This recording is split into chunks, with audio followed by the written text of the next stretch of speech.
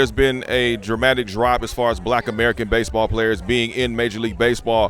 What do you think needs to happen to continue to up the numbers and get more, not just young people, but college athletes, and then also more athletes into Major League Baseball so we can get the numbers up and see more of our own in the game? Yeah, I mean, you're right. The numbers aren't, pacing where we need them to or where we want them to. What we're seeing now is as African American players retire at the major league level, we're able to replenish it from the development side of it, but we're not growing it really exponentially. So I think tomorrow night with the draft is going to be an exciting story to tell, because I think at least 5 of the young men that have been a part of our programs are going to go in the first round. And that's going to be a great story. So I think you have to build a foundation, which I think we're doing. But we have to also understand the value of community baseball and not so much the travel baseball piece, because I think community is affordable, it's local, it's where memories and relationships are bonded and are created. And I think the value of community baseball is lost. I mean, when we were growing up, 30, 40 years ago, Little League baseball, RBI, community baseball was affordable and equipment wasn't expensive. It was where community came together. And that's not is on the decline as opposed to how it's been in the past. So, those things are the things that I look at in terms of how we grow African American participation. But I do see a lot of exciting things. A lot of people around the country with great programs specifically geared toward African American players. And now I'm starting to see it at the major league level and through the draft. So if we can just keep that pipeline churning, I think we're going to have good results.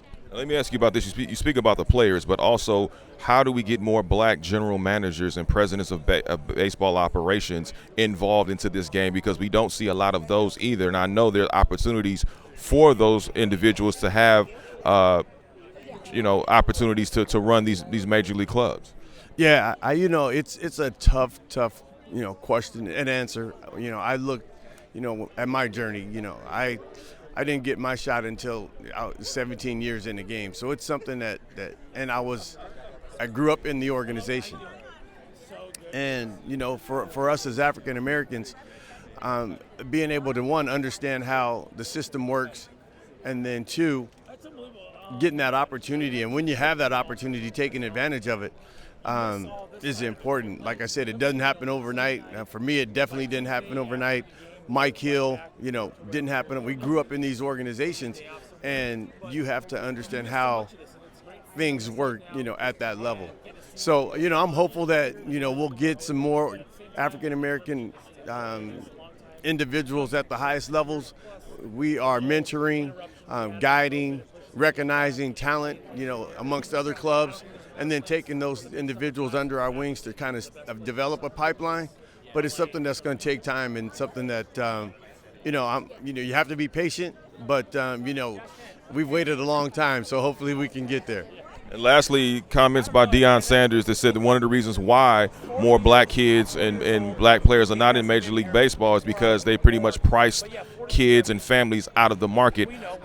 If there's any truth to that from your perspective, how do you make it more affordable where families in Black and urban communities will be able to afford to play this great game and be able to experience all the rewards that come with it? Sure. I love what Deion was saying. I have worked with Deion. He's not wrong, but he's really talking about, in his comments, he talks about select baseball. And select baseball is travel baseball. And, some of the things that we were talking about earlier about community baseball where it's not as expensive, where that's where we're getting priced out at the travel ball space, because it's, $1,000, $2,000, $5,000, $7,000, $10,000 a year. Families can't afford that, but community baseball is $150, right, for a year. So that's more affordable, but that value is not perceived the same, because I want to travel. I want the best cleats. I want the best shoes. I want the best, bat, the best glove. And sometimes those things are, quite frankly, expensive.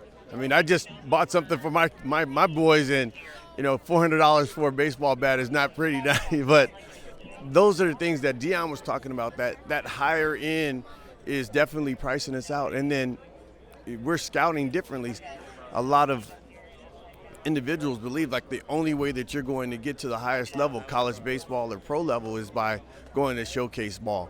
So if we can establish that community baseball again and create good coaching, good interaction, good connection, good family, I think we have a chance to do some exciting things. But travel versus community, I think that's where the expense is.